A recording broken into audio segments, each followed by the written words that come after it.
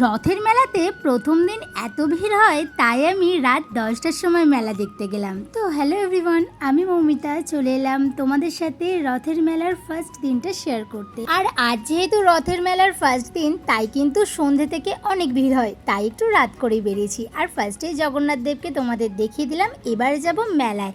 আর মেলাতে আসতেই দেখছি বেশ এখনও ভিড় রয়েছে। যদিও আমাদের জগদীশপুরেই বাড়ি, তো কোনো ঠিক নেই যে কবে বেরাবো না, যখন তখন চলে আসতে পারি মেলা দেখতে। আর যেহেতু আজ ফার্স্ট দিন তাই বেরাবো না এটা তো হতে পারে না। আর দেখো তোমাদের সাথেও আমি মেলাটা শেয়ার করছি। যদিও নতুন করে দেখানোর মতো মেলাতে কিছুই নেই, তার কারণ কম বেশি সব জায়গায় দোকানপাটগুলো একই রকম বসে। তবুও মেলা যেন আমাদের কাছে একটা ইমোশন, একটা ভালো লাগার জায়গা, তাই না? সবার সাথে কি সুন্দর দেখা হয়ে যায়। আর এখানে দেখো বাচ্চাদের দোলনা কিন্তু এবছর বেশি বসেছিল, শুধু বাচ্চাদের নয় বড়দের জন্য অনেক দোলনা ছিল।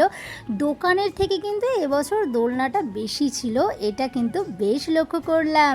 তো আমি গিয়েছিলাম আমার বোনের সাথে, জাস্ট মেলাটা একটু ঘুরে ফুচকা খেলাম, কারণ আজ নিরামিষ ছিল আমাদের। আর এই দুটো খেলনা নিয়ে বাড়ি এলাম। খেলনাগুলো কেন কিনেছি সেটাও খুব তাড়াতাড়ি তোমরা জানতে পারবে। ততক্ষণের জন্য চলো টাটা।